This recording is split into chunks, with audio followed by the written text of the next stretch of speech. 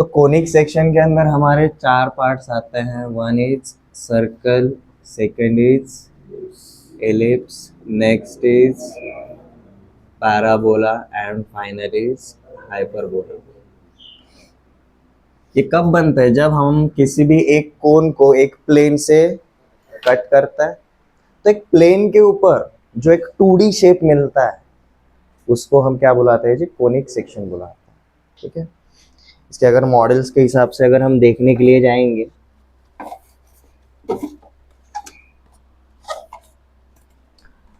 Circle मतलब अगर हमारा कोई भी एक बर्थडे हैट अगर पकड़ के चलो, इसका जो ये हॉरिजॉन्टल सरफेस है, इसका सिर्फ एज जो रहेगा वो क्या शो करेगा जी? एक सर्कल शो करेगा। बट अब मेरा जो प्लेन सबसे पहले हॉरिजॉन्टल था, अब मैं क्या करूंगा जी? उसको एक एंगल के ऊपर काटूंगा। सबसे पहले हॉरिजॉन्टल था तो हमें सर्कल मिला, जब मैं उसको एक एंगल पे काटूंगा। बॉटम वाले प्लेन के साथ हमेशा देखना, ये जो एंगल रहेगा इससे छोटा ही है बट जीरो से बड़ा है, तो इस एंगल से जब काटेंगे तो कुछ इस हिसाब से शेप कटेगा, बराबर है। अब ये शेप जो काटा है इसको हम सिर्फ अगर एजेस को अगर देखोगे, सिर्फ एज को देखना है, ठीक है। यहाँ पर एक ऐसा व्हाइट पेपर अगर आप लगाओगे तो आपको क्लोज सरफेस मिल जाएगा, बट आपको सिर्फ एज के ऊपर ध्यान देना है। अब ये जो एज रहेगा हम इसको क्या बुलाते हैं जी? इलिप्स बुलाते हैं। बट ये कब बनता है? जब हमारे कोनिक सेक्शन को जो प्लेन रहेगा हॉरिजॉन्टल से एंगल बड़ा रहेगा, बट ये जो कोन का एंगल है इससे छोटा रहेगा। ये क्लियर है? तो हमारा बनता है जी इलिप्स। नेक्स्ट, अब हमारा जो ऑलरेडी एक कोन है, इसका ये जो एंगल है, इसी सेम एंगल में अगर हम कट करेंगे तो कुछ इस हिसाब से कट होगा।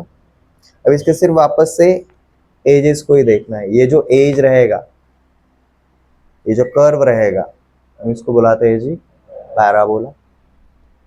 And if we have two cones laying on each other, अब हमारा ये वाला एंगल था, इस एंगल से भी बड़े वाले एंगल पे जब हम किसी भी प्लेन को एक कट करेंगे तो हमारा कुछ इस तरीके से पार्ट कटेगा।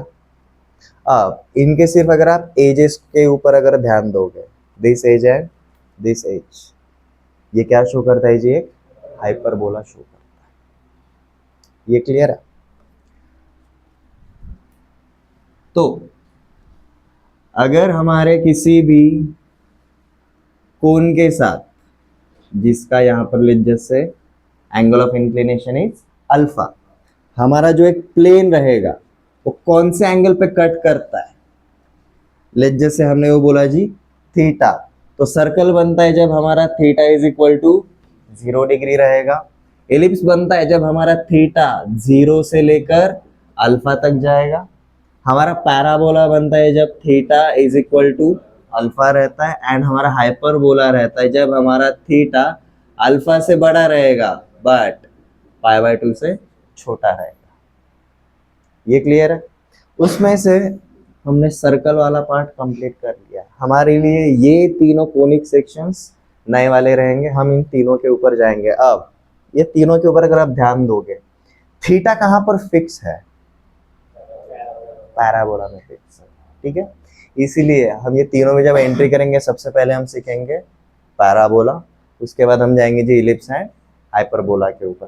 क्यों जाएंगे वो भी समझ में आएगा, बट एंट्री करने से पहले, रीडिंग करने से पहले हमें अल्फाबेट समझ में आने चाहिए। सिमिलरली कोनिक सेक्शन में एंट्री करने से पहले देयर आर सम एलिमेंट्स जिनके बारे में हमें पता होना चाहिए। ये क्लियर है?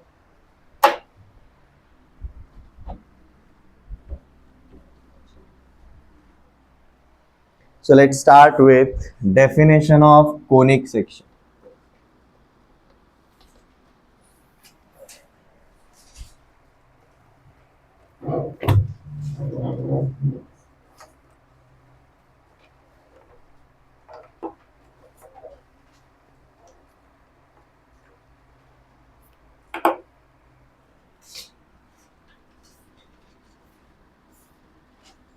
A conic section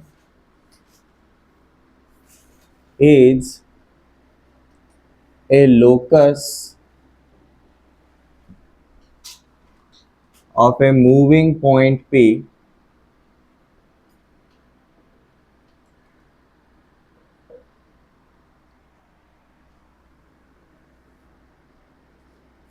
such that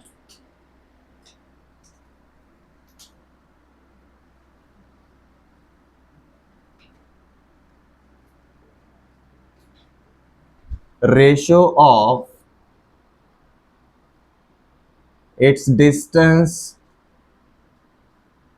from a fixed point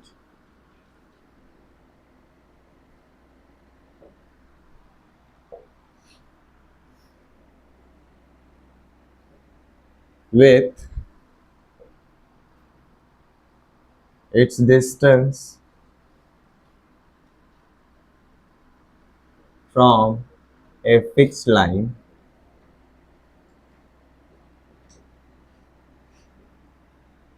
is always constant.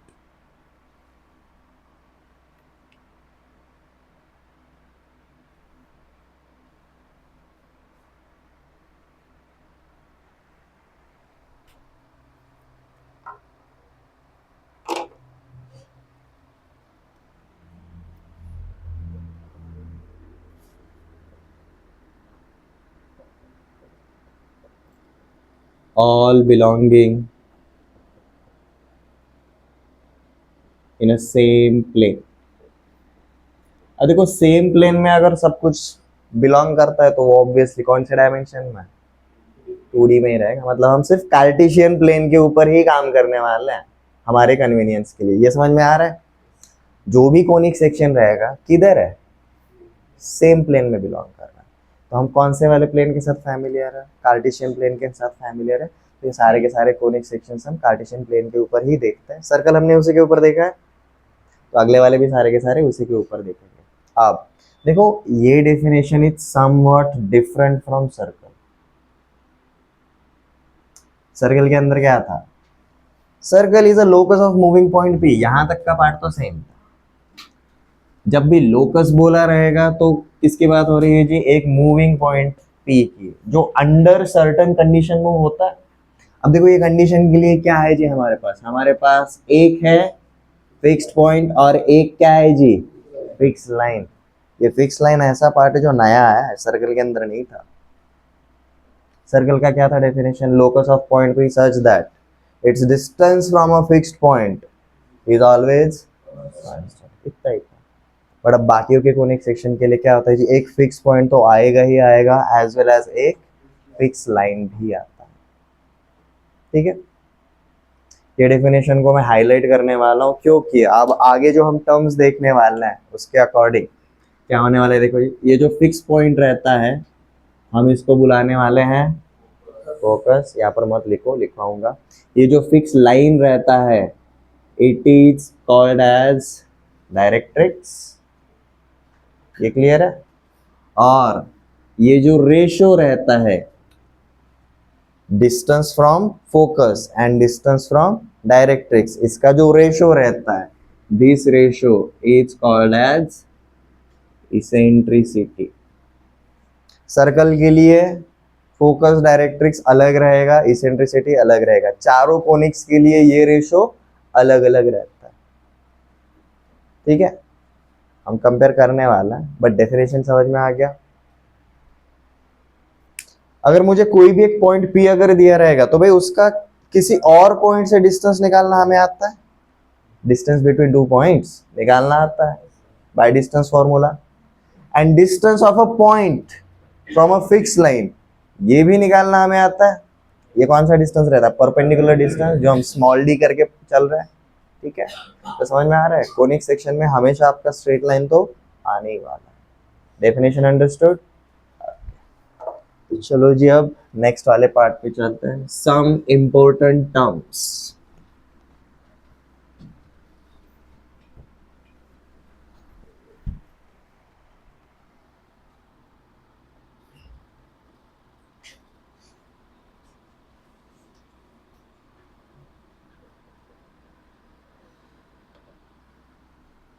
ये हमने क्वाड्रेटिक इक्वेशन के पहले भी किया था। पॉलिनोमियल क्या रहता है, पॉलिनोमियल इक्वेशन क्या रहता है, डिग्री ऑफ पॉलिनोमियल क्या रहता है, ये जब पता चला तब हमें quadratic equation, cubic equation recognise करना इजी हुआ था।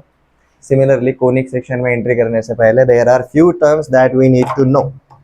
अब सबसे पहले वो जो फिक्स पॉइंट, तो हमने उसको क्या बुलाया था जी, फोकस बुलाया था। तो our first term is focus.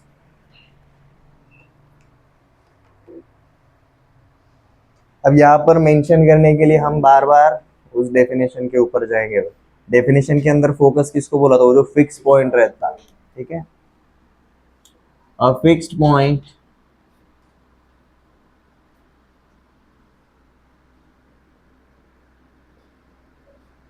In conics. Conics का जो डेफिनेशन लिखा है ना हमने, उसके अंदर जो फिक्स पॉइंट को मेंशन किया ये वही है। A fixed point in conics is called focus.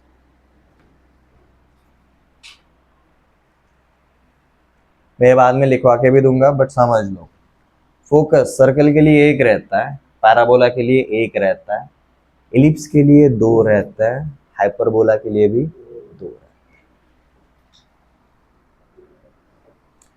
Next is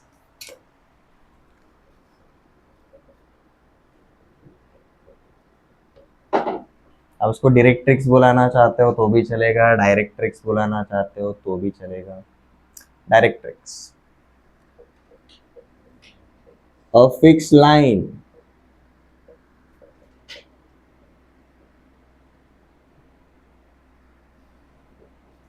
in conics is called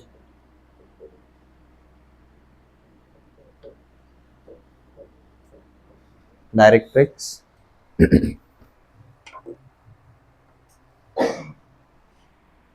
ये जो डायरेक्ट्रिक्स रहता है सर्कल के लिए एक भी नहीं रहता एक्चुअली, क्योंकि सर्कल के डेफिनेशन में स्ट्रेट लाइन था ही नहीं, सिर्फ पॉइंट था, दैट वाज आवर सेंटर, मतलब सिर्फ फोकस था। ये डायरेक्ट्रिक्स जो है, जो आपके बाकी के जो तीन है कोनिक्स, उनके लिए रहता है।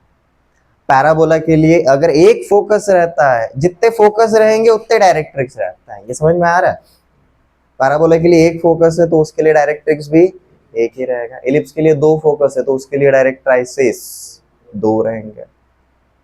हाइपरबोला के लिए दो फोकाई है तो उसके लिए भी दो डायरेक्ट्राइसिस रहेंगे। ये समझ में आ गया, जितने फोकस रहेंगे उतने डायरेक्ट्रिक्स रहेंगे। नेक्स्ट, अब हमने डेफिनेशन में एक और बोला था जी, एक रेशो वाला term, ratio of its distance from focus with distance from directrix. ये जो रेशो रहता है हमने उसको बुलाया जी इसेंट्रिसिटी। तो हमें नेक्स्ट टर्म पता होना चाहिए जी, इसेंट्रिसिटी। इसेंट्रिसिटी को आगे जाके जब भी हम दिखाएंगे वो स्मॉल ई करके दिखाने वाले हैं।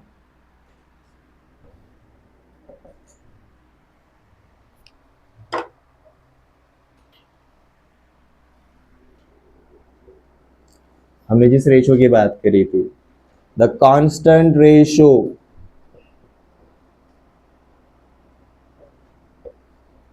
इन conics is called eccentricity.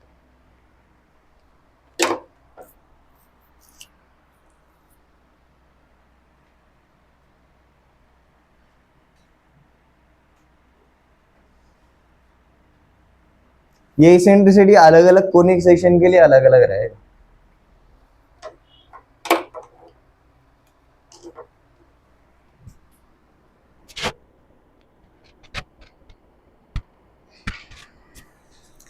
Next term is axis.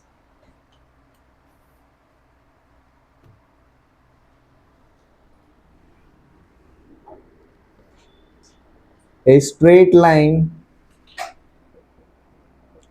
passing through focus and perpendicular to directrix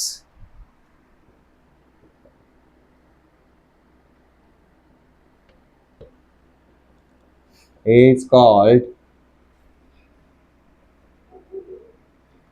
axis. हमें ऑलरेडी फोकस और डायरेक्ट्रिक्स गिवन रहता है, तो भाई उस फोकस से जाने वाला और इस डायरेक्ट्रिक्स के ऊपर परपेंडिकुलर रहने वाला जो स्ट्रेट लाइन रहेगा हम उसको बुलाते हैं जी axis. Next term is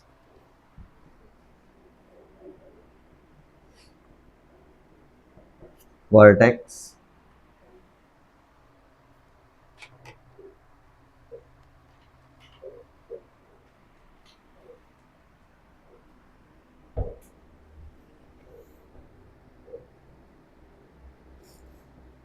The point of intersection of conics and axis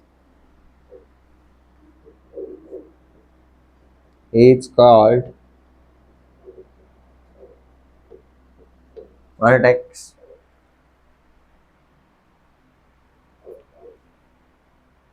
Again you will find out जितने फोकाई होते हैं उतने वर्टेक्स होते हैं।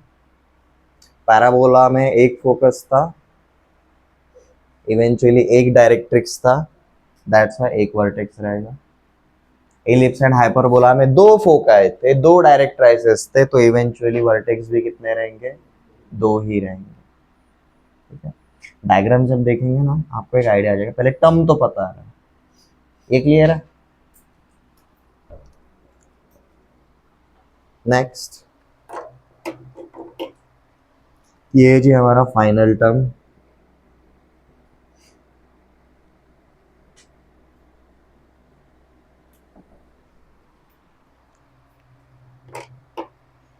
Latus rectum. इसको हम आगे जाके जब भी शो करेंगे सीधा एल डॉट आर डॉट, ये सिर्फ कोनिक्स के लिए ही एग्जिस्ट करता है।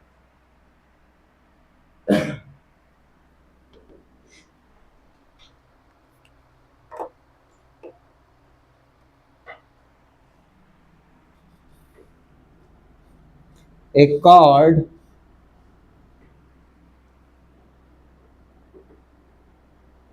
passing through focus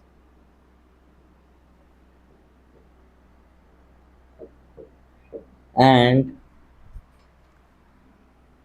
perpendicular to axis is called lattice rectum.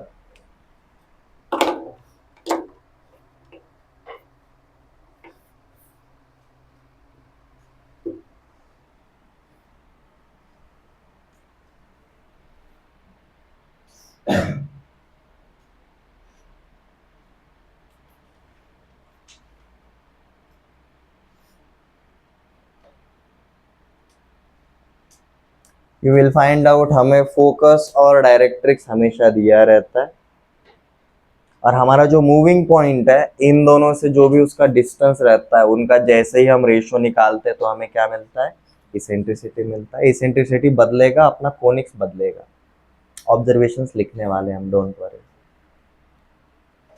Axis मतलब क्या है भाई? इसके थ्रू जाने वाला और इसको परपेंडिकुलर रहने वाला स्ट्रेट लाइन इज एक्सिस। हमारा जो कोनिक्स है यहाँ इसको एक्सिस को जहां पर कट करेगा वो पॉइंट्स को हम बुलाते हैं जी वर्टेक्स, और एक्सिस को परपेंडिकुलर रहने वाला और फोकस के थ्रू जाने वाला जो लाइन सेगमेंट रहता है it is called as letter segment. बस ये टर्म्स अगर पता है it's more than enough. Diagram जब देखेंगे याद रखना और क्लियर हो जाता है। 6 टर्म समझ में आ गए? आपके लिए कुछ नए टर्म्स रह सकते हैं like directrix, eccentricity and latus rectum. ठीक है, डायग्राम जब देखेंगे तो क्लियर हो जाएगा। ठीक है, बट इनके कौन से वाले पार्ट के ऊपर ध्यान दो। फोकस मतलब क्या रहेगा जी? हमारा पॉइंट रहेगा। डायरेक्ट्रिक्स मतलब लाइन है, ये तो रेशो है। एक्सिस मतलब लाइन है, वर्टेक्स मतलब पॉइंट है, लेटस रेक्टम मतलब क्या है? कॉर्ड। कॉर्ड मतलब लाइन सेगमेंट रहेगा, फाइनाइट लेंथ रहेगा उसका। ये समझ में आ गया?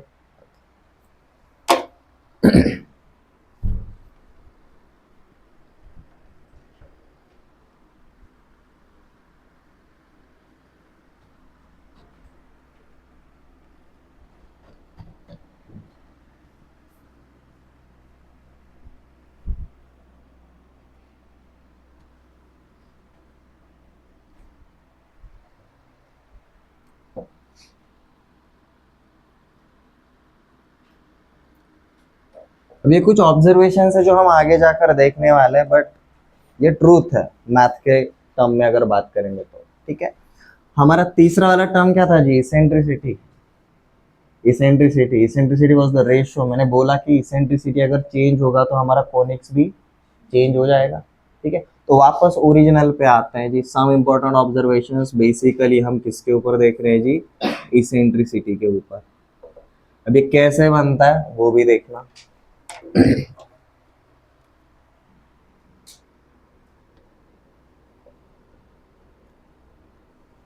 सर्कल,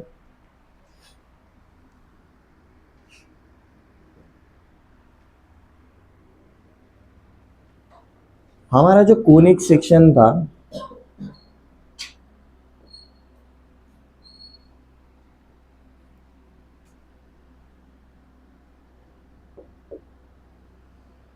हम इसके साथ एक प्लेन को थीटा एंगल पे कट करते थे, और ये जो कोन था इसका एंगल ऑफ एलिवेशन क्या था जी? अल्फा था। तो थीटा और अल्फा के बीच में क्या रिलेशन है हमें चारों के लिए तो ये तो पता है। वहीं से हमारा क्या पैदा होता है जी? कौन सा कंसेप्ट क्रिएट होता है जी? इसेंट्रिसिटी। ठीक है,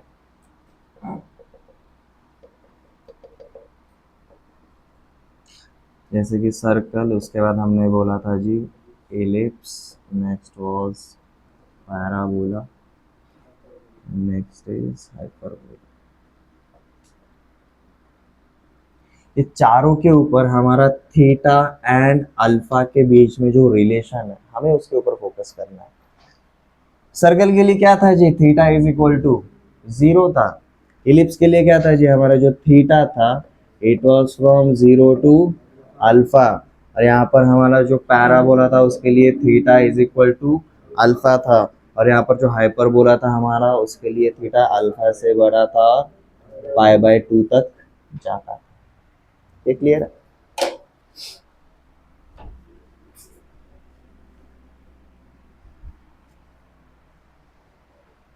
थीटा और अल्फा दोनों एंगल है, दोनों के बीच में एक तो इक्वालिटी है या फिर इनइक्वालिटी है, बराबर है। और हमने देखा है भाई अगर कोई भी इक्वालिटी रहेगा या फिर इनइक्वालिटी रहेगा, सब पे अगर हमें अगर कोई भी ऑपरेशन अगर परफॉर्म करते हैं उनके ऊपर कुछ फर्क पड़ता है क्या? नहीं पड़ता। इनइक्वालिटी के ऊपर कब पड़ेगा? एक तो रेसिप्रोकल करेंगे या फिर नेगेटिव साइन से मल्टीप्लाई करेंगे। हम वैसा कुछ नहीं करने वाले हैं, ये जैसा है हम वैसा ही रखना चाहते हैं। ये क्लियर है? तो ये दोनों एंगल है, एंगल के ऊपर हम ट्रिग्नोमेट्रिक फंक्शंस अप्लाई कर सकते हैं, ट्रिग्नोमेट्रिक फंक्शंस अप्लाई कर सकते हैं। ठीक है, उनमें से हम कौन सा वाला अप्लाई करेंगे जी? tan वाला फंक्शन अप्लाई करेंगे। क्यों? क्योंकि भाई उसके अंदर हाइपोटेन्यूस नहीं आता है। tan के रेशो में जो भी दो आते हैं वो हमेशा कैसे रहते हैं? एक दूसरे के साथ परपेंडिकुलर रहता है। दो डायमेंशंस हमेशा कैसे रहते हैं? एक दूसरे के साथ परपेंडिकुलर रहता है, x axis and y axis. तो एक्स एक्सिस इधर है, वाई एक्सिस इधर है, तो change in x change in y with respect to change in x दोनों डायमेंशंस कवर हो जाते हैं। इसलिए हम कौन सा वाला फंक्शन अप्लाई करते हैं? tan अप्लाई करते हैं दोनों एंगल्स के ऊपर। ये क्लियर है? tan का सिलेक्शन क्यों किया वो समझ में आ गया? अब अप्लाई करके देखें। ओके, tan थीटा हो जाएगा यहाँ पर, ये tan थीटा जो रहेगा, थीटा इज इक्वल टू 0 है, तो tan 0 क्या रहता है? 0 ही रहता है। ठीक है, तो इसीलिए हम क्या बोलते हैं भाई? Eccentricity of a circle is 0। y के अंदर जितना चेंज है साइमल्टेनियसली x के अंदर भी उतना ही चेंज होने वाला है। यहाँ पर tan अप्लाई करेंगे, tan ऑफ 0 0, tan थीटा हो जाएगा, और ये tan अल्फा हो जाएगा। ठीक है, तो बेसिकली हमें क्या मिलता है जी? tan theta is less then tan alpha. ये क्लियर है? और हमें जो रेशो चाहिए था it was tan theta upon tan alpha. अब अगर tan अल्फा अगर इधर आ जाएगा तो क्या हो जाएगा? इधर tan अल्फा हो जाएगा, इधर क्या बचेगा जी? 1 बचेगा, and 0 upon tan alpha is nothing but 0. This ratio is called as eccentricity. ऊपर भी यही हो रहा था, tan theta upon tan alpha, but theta is zero, tan theta zero, numerator zero, तो ये डिवीजन भी। ये समझ में आ रहा है एवरीवन? या फिर ऐसा पकड़ के चलो, हमने ये थीटा और जीरो था, हमने दोनों साइड पे tan theta is equal to zero कर दिया, अब किससे डिवाइड कर दिया जी, tan अल्फा से डिवाइड कर दिया। Since theta is zero, tan theta is zero, इसलिए ये रेशियो भी क्या हो जाता है, zero. This ratio is called as eccentricity. अब यहाँ पर देखो, ये अगर ई रहेगा, ई जीरो से बड़ा है बट वन से छोटा है, तो इसके लिए हम क्या बोलते हैं जी, E is less than one. Non zero but less than one, zero के बराबर नहीं रहेगा, जीरो रहेगा तो क्या बन जाएगा, ये ऊपर चला जाएगा, ठीक है। Theta is equal to alpha, मतलब tan theta is equal to tan alpha, then tan theta upon tan alpha क्या हो जाएगा, इसका मतलब जब हमारा इसेंट्रिसिटी वन रहेगा तब हमारा कौन सा कोनिक्स रहता है, पैराबोला रहता है।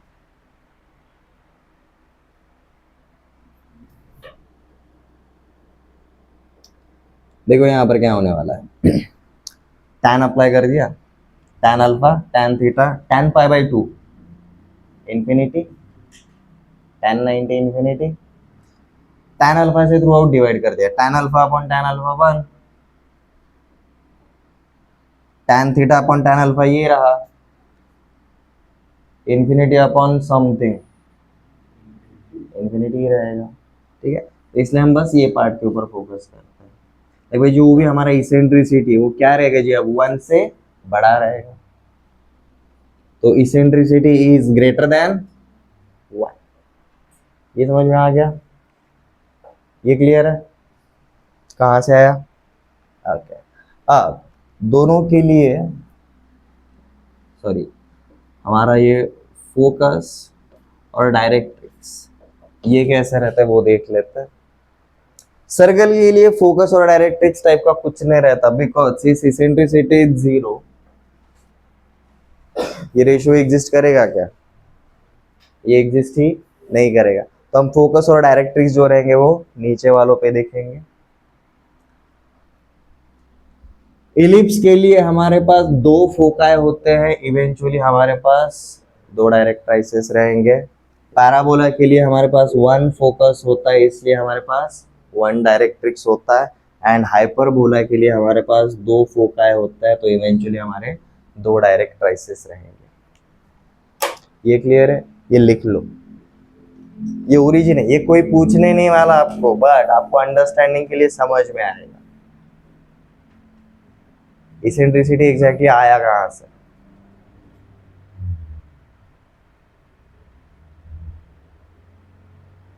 आपको ये वाले पार्ट के ऊपर फोकस करना है, भाई इसेंट्रिसिटी कैसे वैरी कर रहा है।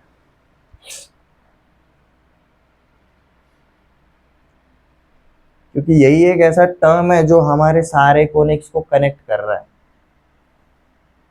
हमें कैसे पता चलेगा हम किस कौन से कोनिक्स के ऊपर काम कर रहे हैं, हम सीधा किसको देखेंगे जी, इसेंट्रिसिटी को देखेंगे। ये कंडीशंस जिसके रहेंगे हम वो कोनिक सेक्शंस को देखने वाले हैं।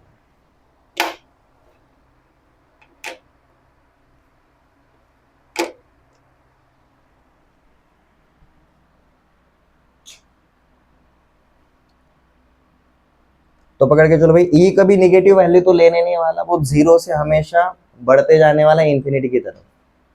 ए इज इक्वल टू जीरो तो सर्कल रहेगा, जीरो से लेकर वन के बीच में रहेगा तो इलिप्स रहेगा, इक्वल टू वन रहेगा तो पैराबोला रहेगा, ग्रेटर देन वन रहेगा तो हाइपरबोला रहेगा। अब ये बताने की जरूरत नहीं भाई, सर्कल और इलिप्स ये जो है वो आपके कौन से टाइप के शेप है जी, ये क्लोज्ड 2D शेप्स है, इनका एरिया भी पूछा जा सकता है। और ये जो पैराबोला हाइपरबोला रहता है, these are open 2D curves, इनके बीच में एरिया नहीं आता है।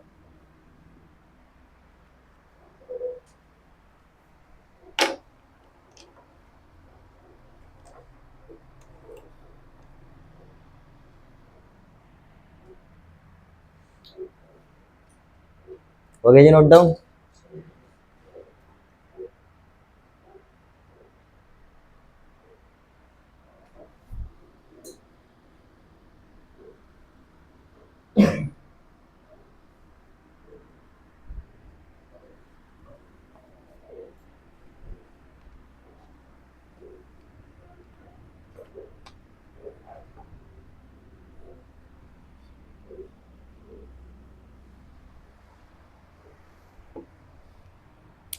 डेफिनेशन के ऊपर अगर आप वापस से जाओगे, अकॉर्डिंग टू डेफिनेशन हमारे पास तीन चीजें गिवन है।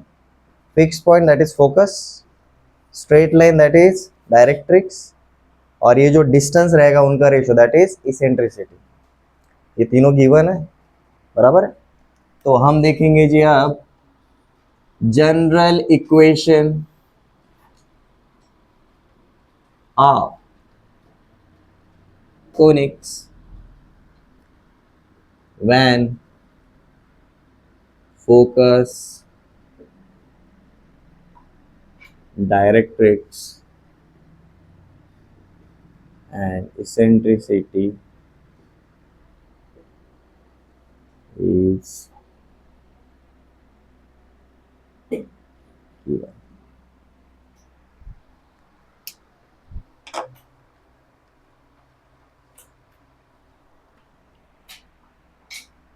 अगेन यहाँ पर फोकस मतलब हमारा पॉइंट रहने वाला है, डायरेक्ट्रिक्स मतलब हमारा लाइन रहने वाला है। हम डेफिनेशन को फॉलो करेंगे, हमें जो भी distance from this point upon distance from this line, ये जो भी रेशो मिलेगा वो हमारा अपने आप इसेंट्रिसिटी हो जाएगा, दैट इज गिवन। ठीक है, और देखो आगे लिखने से पहले इस डायग्राम के ऊपर फोकस करना। हमें fix point and fix line given अगर रहेगा, let's just say this is my fix line, हमने स्ट्रेट लाइन को बोला जी A X plus B Y plus C is equal to 0, और लेट्स जस्ट से हमें एक फिक्स पॉइंट दिया है, फिक्स पॉइंट के कोऑर्डिनेट्स पकड़ के चलो कुछ भी, लेट्स जस्ट से हमने पकड़ के चले जी अल्फा कॉमा बीटा, ये हमारा डायरेक्ट्रिक्स है, ये हमारा फोकस है, इसको हमने एफ नाम दे दिया फिलहाल। ठीक है, हमारा डेफिनेशन क्या है? Conics is a locus of moving point P such that ratio of its distance from a fixed point with its distance from a fixed line is always constant. हमने इस पॉइंट को P बोल दिया, और ये जो परपेंडिकुलर इसके ऊपर डाला है, लेट्स जस्ट से हमने इस पॉइंट को नाम दे दिया जी। According to definition, distance from a fix point upon distance from a fix line, ये जो रेशो रहता है वो कांस्टेंट रहता है। उस रेशो को हम क्या बुला रहे हैं? इसेंट्रिसिटी बुला रहे हैं। ये समझ में आ रहा है डायग्राम के ऊपर? तो मैं देखते से बोल सकता हूँ P F upon P M is equal to E, definition के अकॉर्डिंग बोल सकते हैं हम। So as per definition of conics,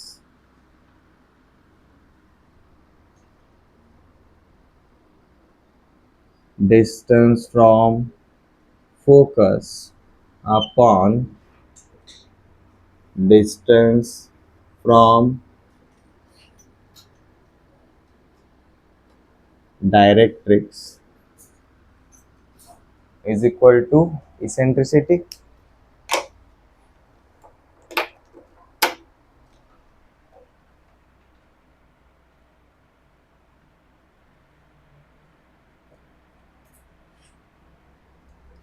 अब ये जो मूविंग पॉइंट पी है, इसके कोऑर्डिनेट्स वैरी करने वाले, मूविंग पॉइंट है ना, ठीक है। अब इसके कोऑर्डिनेट्स कुछ तो पकड़ के चलो, लेट्स जस्ट से हमने पकड़ा जी एच कॉमा के, पकड़ना है क्या?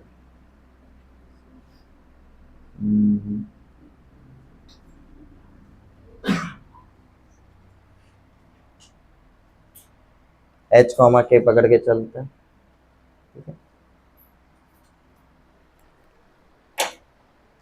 तो डायग्राम के ऊपर से अगर देखेंगे तो हमें क्या मिलता है जी? Distance from focus is P F and distance from directrix is P M. तो हम सीधा ऐसा बोल सकते हैं जी P F upon P M is equal to E रहेगा। तो मैं डिनोमिनेटर में कुछ रखना नहीं चाहता, इसलिए मैंने ये जो पी एम इधर डिवीजन में उधर मल्टीप्लिकेशन में भेज दिया। तो हम अब क्या बोलेंगे जी? P F is equal to E times of T है, ई टाइम्स ऑफ टी है।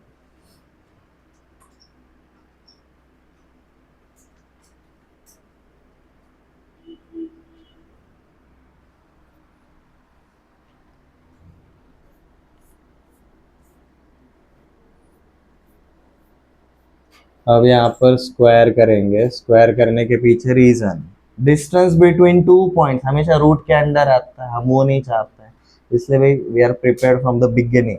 तो यहाँ पर हमने क्या लिखा जी, P F square is equal to E square into P M square.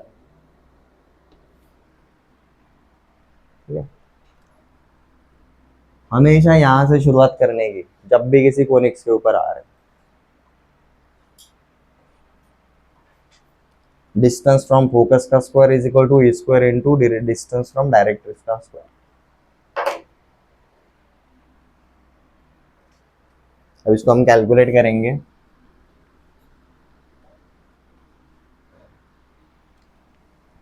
अब देखो जी, हमें कोऑर्डिनेट्स ऑफ P पता है, कोऑर्डिनेट्स ऑफ F पता है, x1 y1 पता है, x2 y2 पता है। डिस्टेंस फॉर्मूले के अकॉर्डिंग PF डिस्टेंस निकाल सकता है, हमें PF स्क्वायर निकालना है। तो देखो यहाँ पर हमारा LHS क्या हो जाता है जी, अल्फा माइनस एच का whole square plus beta minus k का होल स्क्वायर। आप उल्टा भी लिख सकते हो, like h minus alpha and k minus beta, उल्टा लिखते हैं।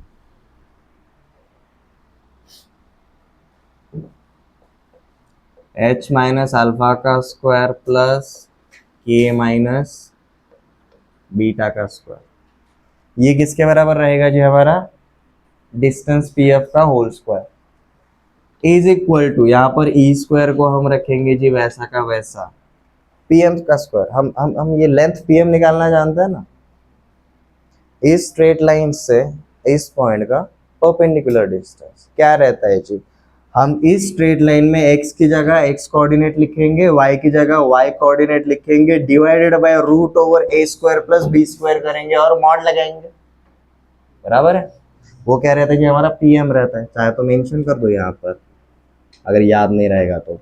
हमारा लेंथ ऑफ पीएम क्या रहेगा जी, mod of A H plus B के plus C divided by root over of A square plus B square का मॉड।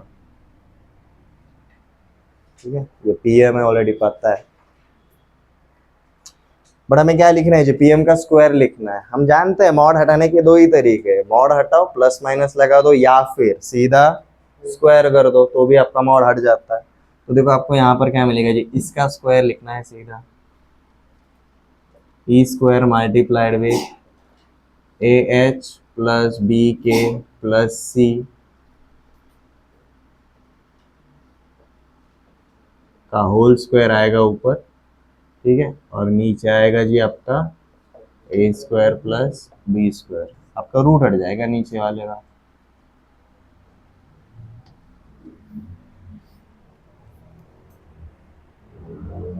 ठीक है,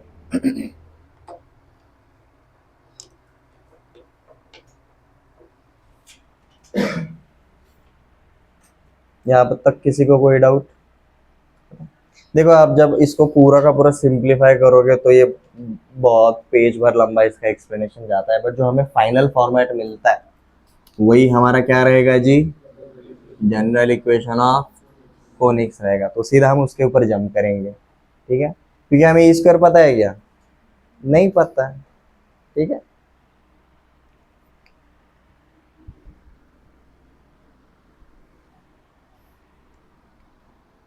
सो यहाँ पर एक स्टेटमेंट डाल देता है, after simplifying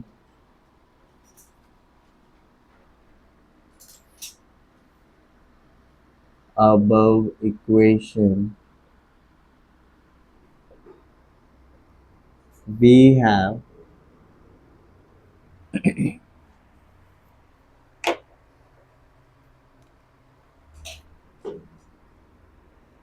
ax square plus 2hxy plus by square plus 2gx plus 2fy plus small c is equal to 0. This represents general equation of conics.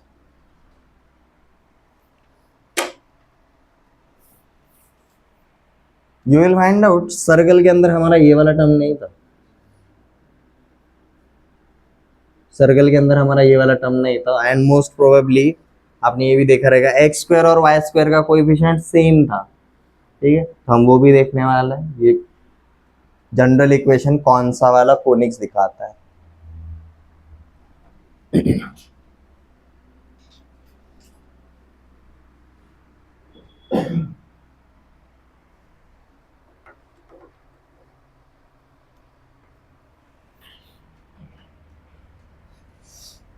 याद कैसे रखना है, एक्स स्क्वायर का coefficient is A, Y square का coefficient is B, constant term is C, 2x का coefficient is ji, 2y का coefficient is F, 2xy का coefficient is H. तो हमारे यहाँ पर 6 कांस्टेंट्स हैं, उनके बीच में जो रिलेशन रहता है it is denoted by delta. अब ये डेल्टा क्या रहता है जी, delta is defined as A B C plus 2 times of F G H minus X square Y square.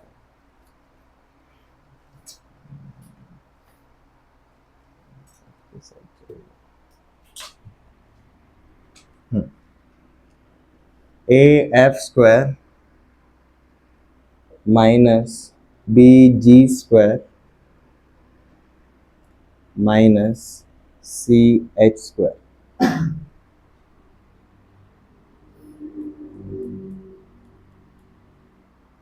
The relation between A, B, C and F, G, H ये कुछ इस तरीके से रहेगा। ये डेल्टा का वैल्यू जैसे जैसे अलग अलग आएगा वैसे वैसे हमारा क्या चेंज होता है जी, कोनिक्स चेंज होता है।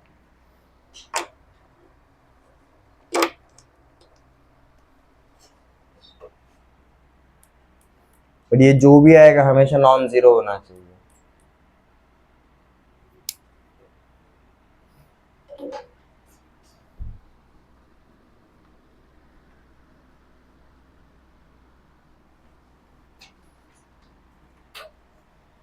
अभी डेल्टा क्या शो करता है उसके अकॉर्डिंग जाएंगे जी। नंबर 1, ये जो हमारा जनरल इक्वेशन ऑफ कोनिक्स है, ये कोनिक्स दिखा ही नहीं रहा है, ये क्या दिखा रहा है जी, हमारा 2 स्ट्रेट लाइंस। 2 स्ट्रेट लाइंस को अगर एक दूसरे के साथ मल्टीप्लाई करोगे तो भी आपको ये फॉर्मेट मिल जाता है, quadratic equation in terms of x and y. ये हमारे 2 स्ट्रेट लाइंस दिखाएंगे इफ हमारा जो डेल्टा है वो किसके बराबर रहेगा, 0 के बराबर रहेगा।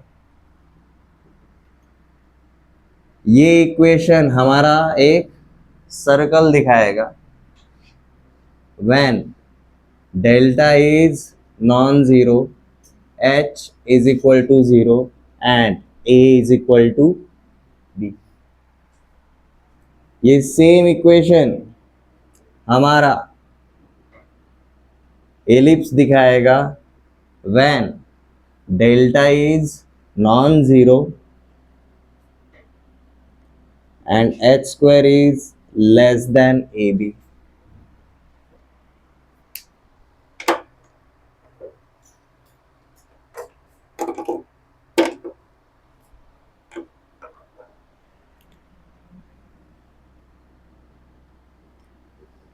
ये हमारा पैराबोला दिखाएगा when delta is non zero and h square is equal to ab।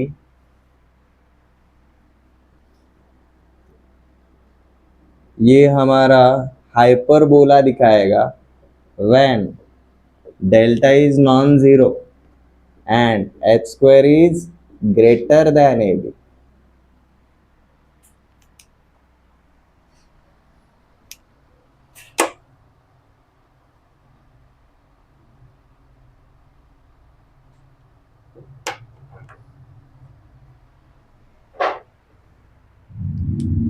मैंने आपको हाइपरबोला के अंदर एक और स्पेशल टाइप बताया था, रेक्टेंगुलर हाइपरबोला। अगर याद नहीं रहेगा तो वो भी लिख लो यहाँ पर जी।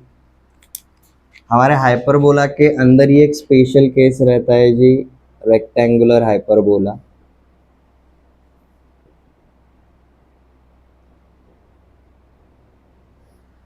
ये कब रहता है? ऊपर वाले सारे conditions, if delta is non zero, H square is greater than A B, but specially A is equal to minus of B. या फिर आप इसको ऐसा भी लिख सकते हो जी, A plus B is equal to zero.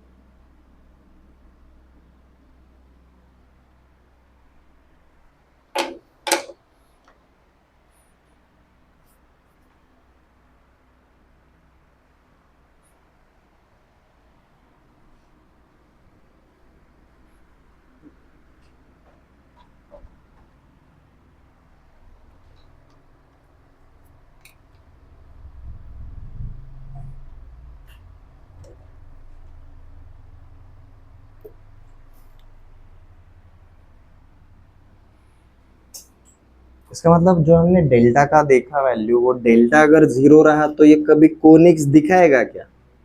No. तो for conics delta must be non zero, positive भी हो सकता है या फिर निगेटिव भी हो सकता है। ठीक है, अब सर्कल के लिए क्या रहेगा जी, हमारा a is equal to B रहेगा and h is equal to zero. वो जनरल इक्वेशन के ऊपर ध्यान देने का हमेशा, h is equal to zero मतलब एक्स वाई वाला टर्म नहीं रहेगा। a is equal to B मतलब एक्स स्क्वायर का coefficient is equal to Y square का कोएफिशिएंट। ठीक है, अब इलिप्स, पैराबोला और हाइपरबोला के लिए हमारा इसेंट्रिसिटी आता है, याद है? इनके लिए हमारा इसेंट्रिसिटी का ऑब्जर्वेशन क्या है जी? For ellipse a is less than 1, for parabola is equal to 1, for hyperbola is greater than 1। ठीक है, और इन्हीं के लिए हमारे इनके बीच में देखो क्या रिलेशन है। इसको लेस देन 1 हम कब कन्वर्ट कर सकते हैं? जब हम ए बी को अगर मैं इधर लेकर आया, ए बी इधर मल्टीप्लीकेशन में, वो अगर मैं इधर डिवीजन में लेकर आया तो ये क्या बन जाएगा, h square upon a b which will be less than 1, h square upon a b is equal to 1, h square upon a b greater than 1। तो मतलब ये इक्वेशन देखकर हम सीधा क्या निकाल सकते हैं जी, इसेंट्रिसिटी भी निकाल सकते हैं। तो इसेंट्रिसिटी हमें क्या पता चल जाता है जी, E is equal to h square upon a B.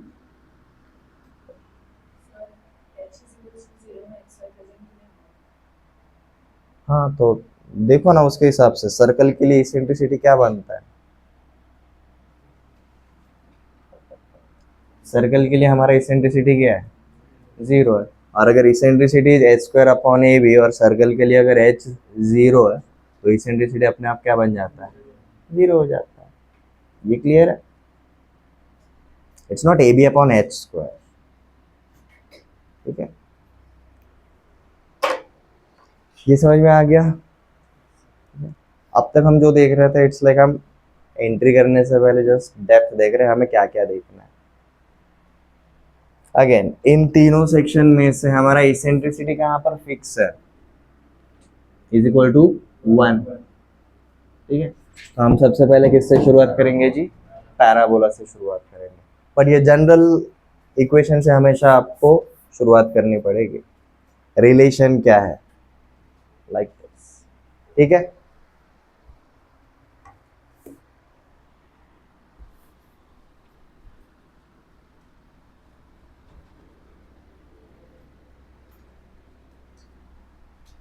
इसमें किसी को कोई डाउट है अभी क्लियर कर लो, कोई प्रॉब्लम नहीं है। ठीक है, रिवाइज करोगे और ये स्ट्रांग हो जाएगा। हम इंडिविजुअली सारे के सारे पार्ट देखेंगे, फिर इनको कंपेयर भी करेंगे, सो दैट इनको कंबाइनली याद रखना इजी हो जाता है।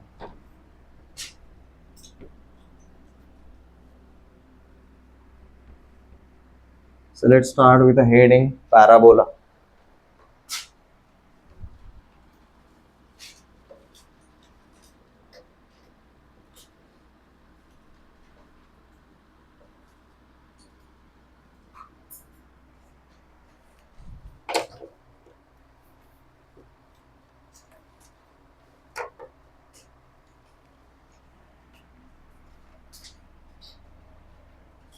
अभी बताने की जरूरत नहीं, पैराबोला के लिए हमारा एसेंट्रिसिटी क्या रहता है, 1 रहता है। पैराबोला के लिए हमारे जो फोकस रहता है, number of focus is also 1 and number of directrix is also 1 रहेगा।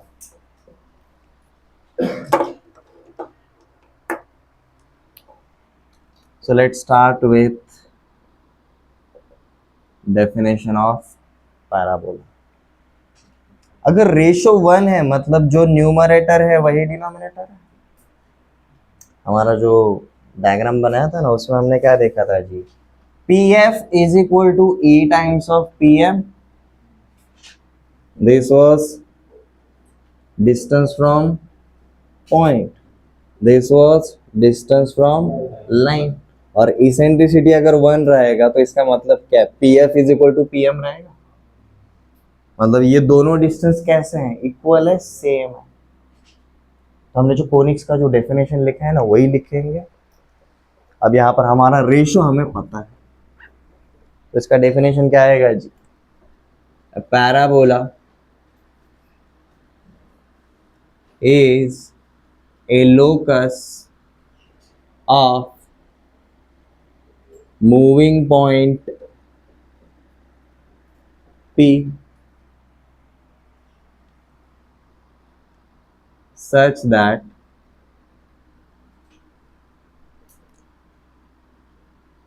its distance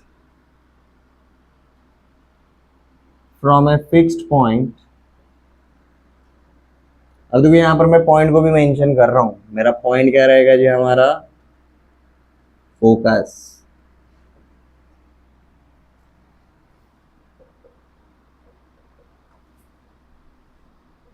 is equal to its distance from a fixed line।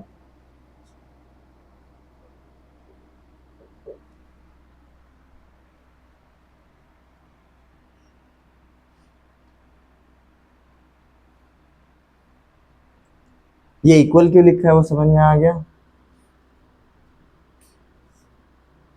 ठीक है, because eccentricity is 1, ratio same है, ठीक है। हम इसका डायग्राम बनाएंगे, वापस से डेफिनेशन के ऊपर आएंगे, डोंट वरी, ठीक है। तो हमने जैसे प्रीवियसली डायग्राम बनाया था वैसे ही एक स्ट्रेट लाइन बना लो।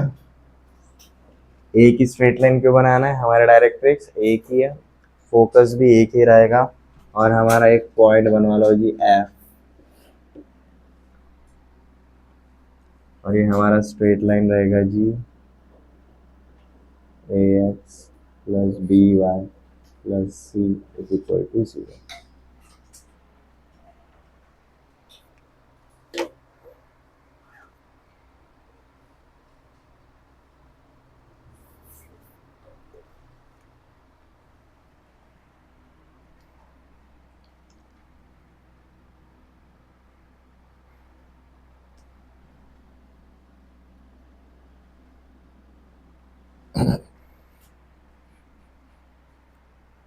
ठीक है, अब देखो जो हमने सारे के सारे टर्म्स देखे थे, हमारे टोटल 6 टर्म्स थे, उसमें से 2 तो पता है, पहला फोकस, दूसरा डायरेक्ट्रिक्स, तीसरा क्या है, इसेंट्रिसिटी, वो भी पता है। पैराबोला के लिए इसेंट्रिसिटी क्या है, 1 है। अब आते हैं जी चौथे टर्म के ऊपर। चौथा टर्म हमने क्या लिखा था जी, axis, a straight line passing through focus and perpendicular to directrix is called as axis.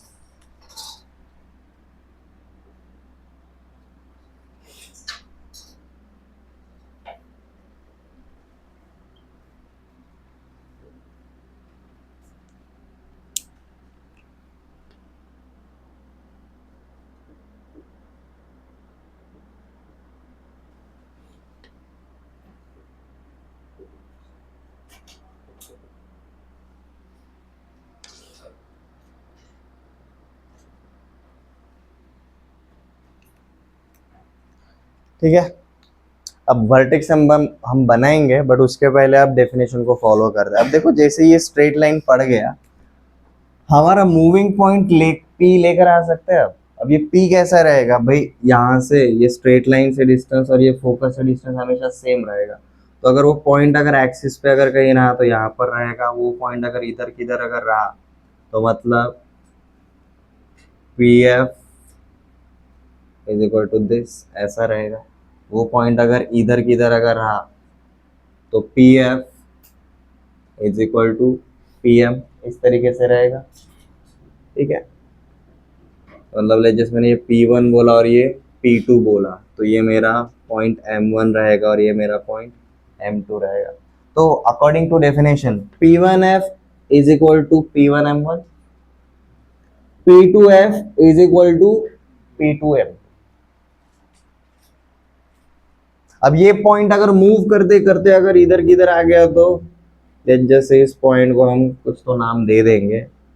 Late जैसे मैंने इसको नाम दिया जी V, और ये जो पॉइंट रहेगा लेट जैसे मैंने उसको नाम दे दिया जी ए। तो यहाँ पर भी क्या होगा, V F is equal to V ए।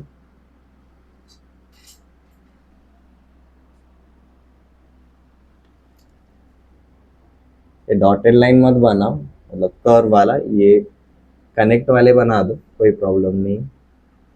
ठीक है, अब देखो ये P1 P2 ये जो अलग अलग पोजीशंस है, इसको अगर मैं कंटिन्यूअसली मूव अगर करूंगा तो मेरा जो कर्व रहेगा वो कुछ इस तरीके से जाएगा।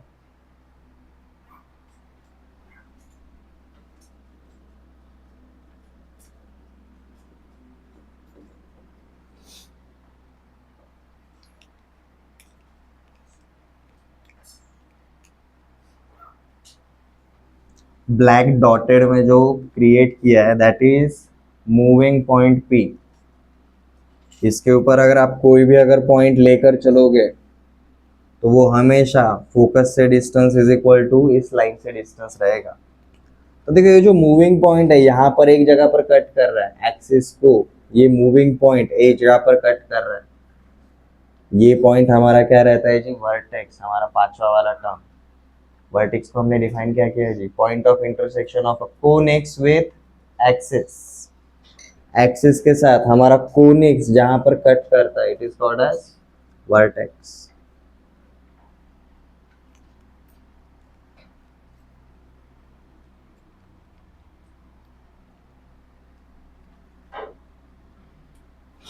एंड सबसे फाइनल वाला टर्म बहुत इजी है, एक्सिस को परपेंडिकुलर रहने वाला और फोकस के थ्रू जाने वाला लाइन सेगमेंट।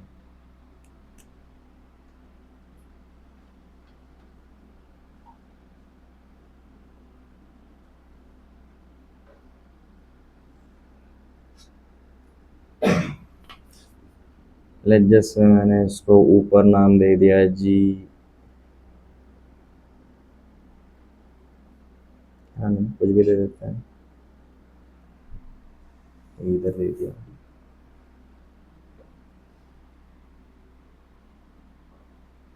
ये फिलहाल बस टर्म्स को अंडरस्टैंड करने के लिए। हमारे फोकस के थ्रू जाने वाला और एक्सिस को परपेंडिकुलर रहने वाला जो लाइन सेगमेंट रहता है it is called as latus vector.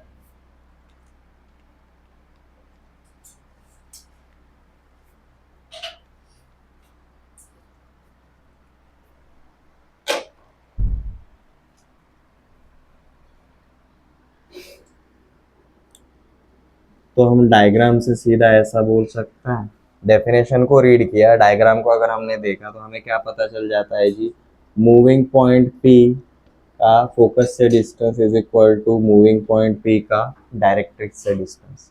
PF इज इक्वल टू क्या रहता है जी, हमारा PM रहता है।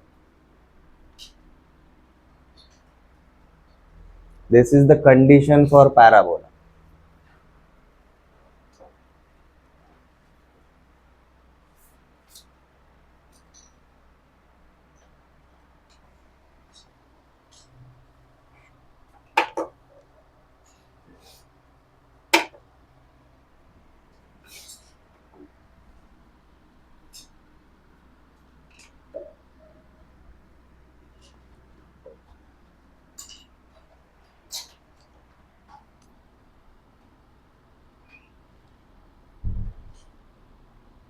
find equation of parabola if focus is 3 comma minus 2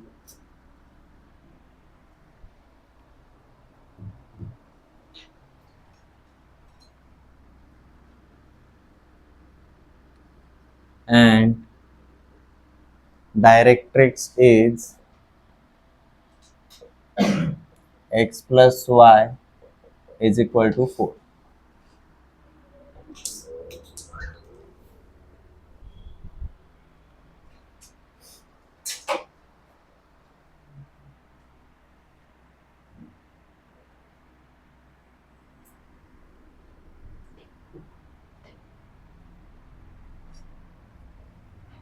हम सीधा क्या करेंगे जी, हमारा जो पॉइंट P रहेगा उसके कोऑर्डिनेट्स हम अज्यूम करके चलेंगे जी, h कॉमा के।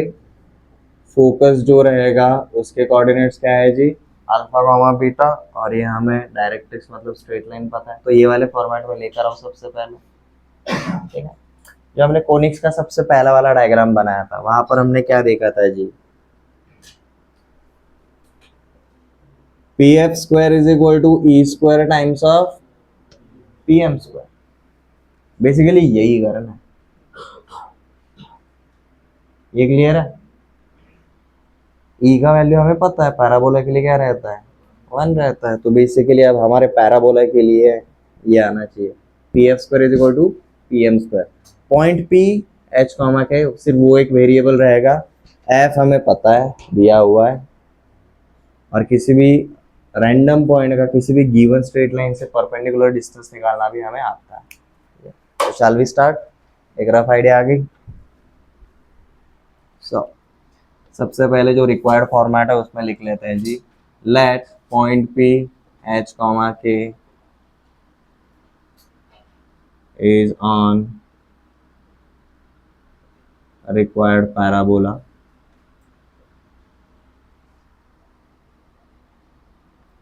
f is 3 comma minus 2 and directrix को हमने लिखा है जी, वो वाले फॉर्मेट में लिख दो सीधा, क्या हो जाएगा ये x plus y minus 4 is equal to 0। ठीक है, हम सीधा बोल सकते हैं जी, as per definition of conics P F square is equal to E square into P M square. हमेशा यहाँ से शुरुआत करनी है। अब पैराबोला के लिए हमारा ई इज इक्वल टू क्या हो जाता है, 1 हो जाता है।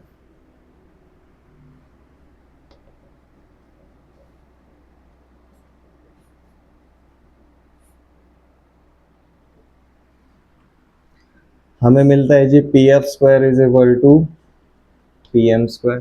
क्या हो जाएगा ये, अब देखो, P F square h minus 3 का whole square plus k plus 2 का होल स्क्वायर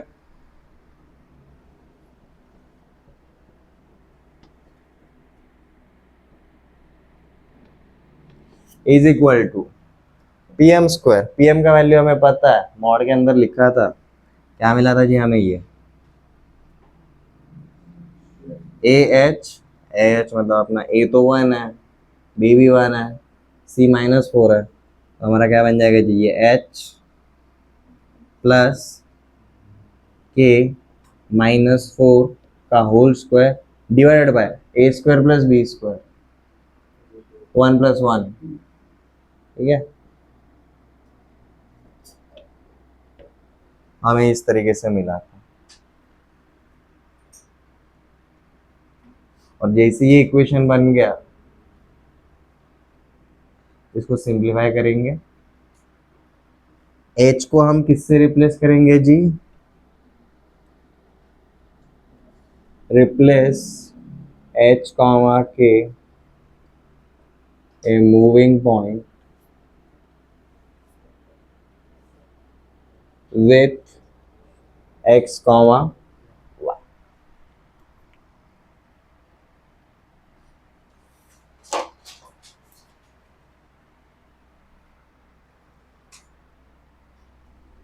ये डायग्राम हो गया सबका। देखो मैंने पैराबोला के लिए बहुत टाइम लेकर बता रहा हूँ क्योंकि हम अभी शुरुआत कर रहे हैं। एलिप्स और हाइपरबोला के लिए सेम रहने वाला है, सेम तरीका, बस आपके दो फोकस रहेंगे, दो डायरेक्ट्राइसिस रहेंगे।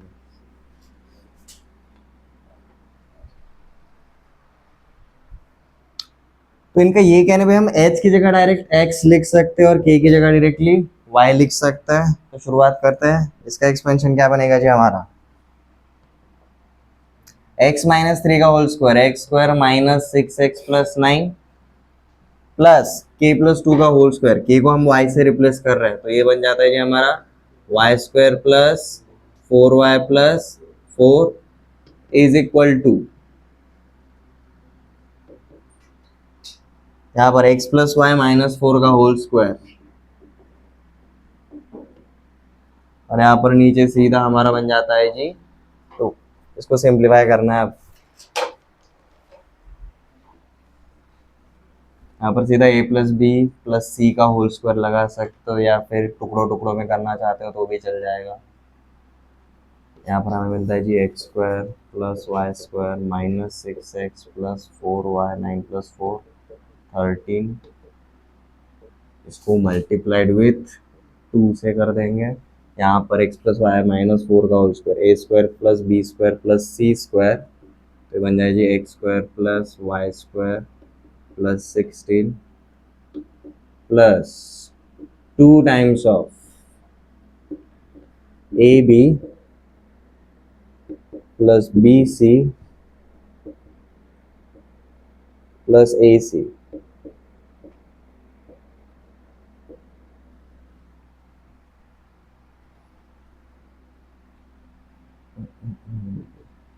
यहाँ पर क्या बनता है जी, x square plus y square plus 2xy minus 8y minus 8x plus 16, और यहाँ पर हमारा एक्सपेंड करेंगे तो 2x स्क्वायर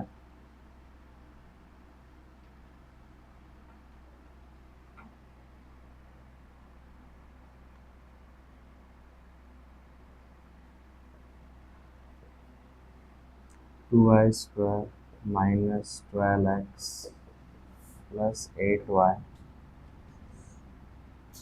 प्लस 26।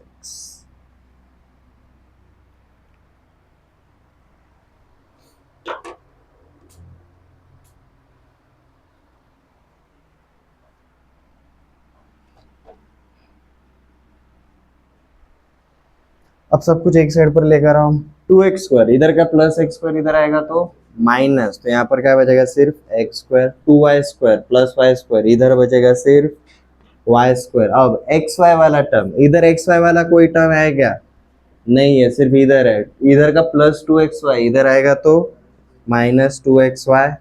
ओके ये भी कट गया। अब सिर्फ x वाले टर्म देखो, माइनस 12x इधर है, उधर माइनस 8x, उधर का माइनस 8x इधर plus 8x, minus 12 plus 8 minus 4 minus 4x plus 8y minus 8y इधर आएगा तो प्लस हो जाएगा, तो ये हो जाता है जी आपका प्लस 16y, और वहाँ का प्लस 16 इधर आएगा तो minus 16, 26 minus 16 plus 10 is equal to क्या हो जाएगा जी 0। This is our equation of parabola. ठीक है, अगर आप कंपेयर करोगे एक्स स्क्वायर का coefficient is A, Y square का कोएफिशिएंट इज बी,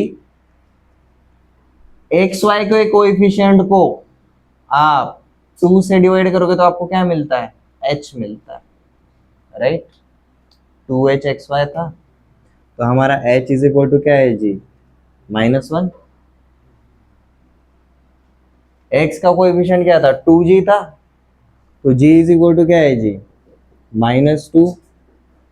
y का कोएफिशिएंट 2f था तो f इज इक्वल टू क्या है जी +8, और c इज इक्वल टू क्या है जी 10। अब हमारा पैराबोला का कंडीशन क्या है जी, h square is equal to a into b है क्या, तो सिर्फ ये तीनों को देखकर भी आप पहचान सकते हो कि वे कौन से टाइप का कोनिक्स है।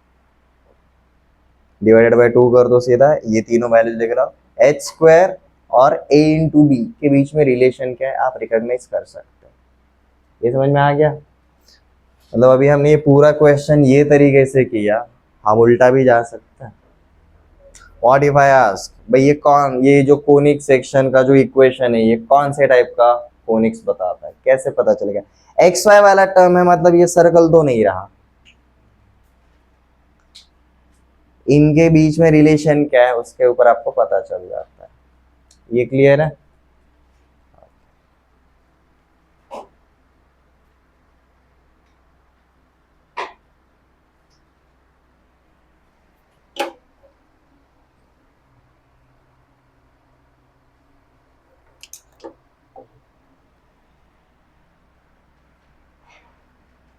ऐसा एक सेम क्वेश्चन दिया, ट्राई कर सकते हो, इजी वैल्यूज देता हूं।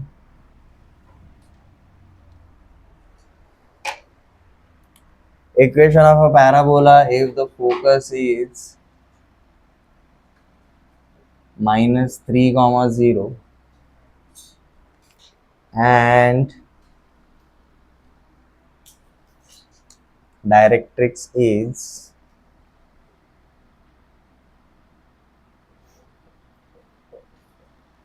x plus 5 is equal to 0। एक सजेशन देता हूँ क्विकली करने के लिए, जो मूविंग पॉइंट है ना वो h कॉमा के, वो शुरुआत से ही x कॉमा y पकड़ के चलो, बहुत इजी हो जाता है। ठीक है, हम सिर्फ वो क्यों अवॉइड करते हैं, क्योंकि भाई डायरेक्ट्रिक्स के वैल्यूज रिप्लेस करने तक हम अवॉइड करते हैं। ये क्लियर है?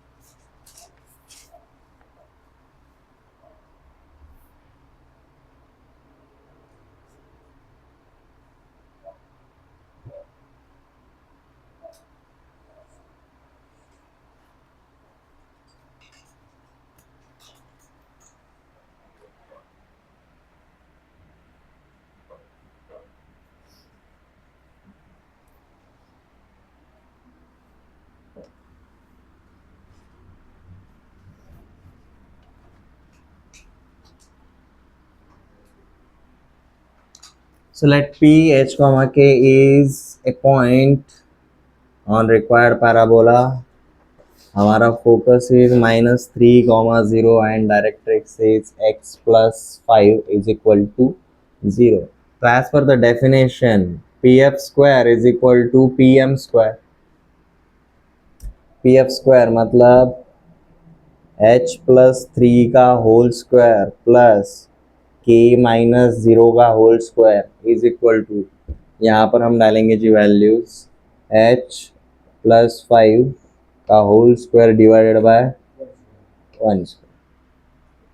जैसे ये इक्वेशन बन जाता है, अब h की जगह पर x, k की जगह पर y, तो सीधा मेंशन करो जी भाई h is replaced by x and k is replaced by y। ये मैथमेटिकल लिखना, हमने लास्ट क्वेश्चन में जो लिखा वो स्टेटमेंट में लिखा है। तो हमारा अब ये x प्लस 3 का होल स्क्वायर मतलब ये x square plus 6x plus 9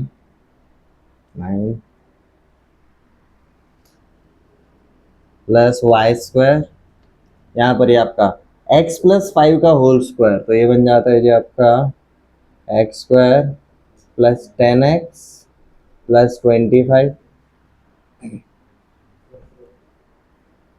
x square cancel, सब कुछ एक साइड पे टर्म्स लेकर आओ। तो देखो आपका एक्स स्क्वायर का टर्म तो बचा है ही नहीं, बचा सिर्फ आपका क्या वाई स्क्वायर। ठीक है, उसके बाद एक्स वाई वाला कोई टर्म मिला क्या? नहीं मिला। ठीक है, नेक्स्ट एक्स वाला टर्म देखो, यहाँ का माइनस प्लस 10x, इधर आएगा -10x प्लस 6 -10। ठीक है, तो -4x, चलो आपका ये भी कट गया, +9 उधर का, +25 इधर आएगा तो माइनस तो -16 इज इक्वल टू क्या हो गया जी?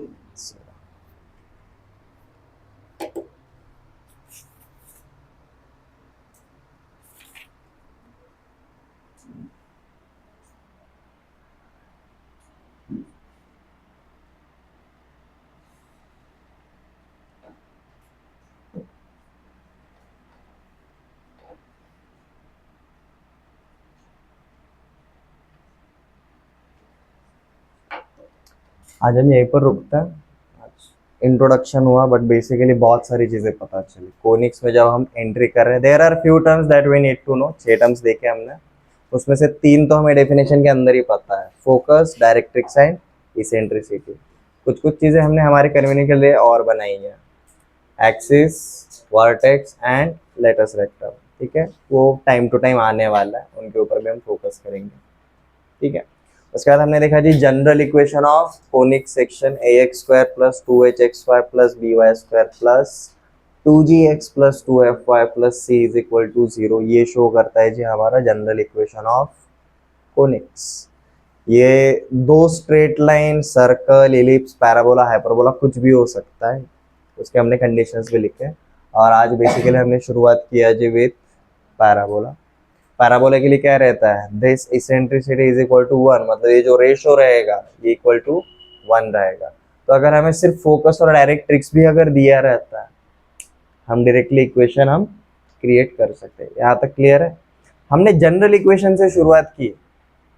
हम नॉर्मली स्टैंडर्ड इक्वेशन से शुरुआत करते हैं और उसके बाद हम किसके ऊपर आते हैं, जनरल इक्वेशन के ऊपर आते हैं। याद है, स्ट्रेट लाइन में भी वही किया था, सर्कल में भी हमने वही किया था। बट द थिंग इज, ये जो इलिप्स, पैराबोला, हाइपरबोला है, सबका जनरल इक्वेशन एक ही है, इसलिए हमने जनरल इक्वेशन से शुरुआत की। तीनों का जो स्टैंडर्ड इक्वेशन है वो क्या रहता है, अलग अलग रहता है। तो कल हम शुरुआत करेंगे जी with standard equation of parabola.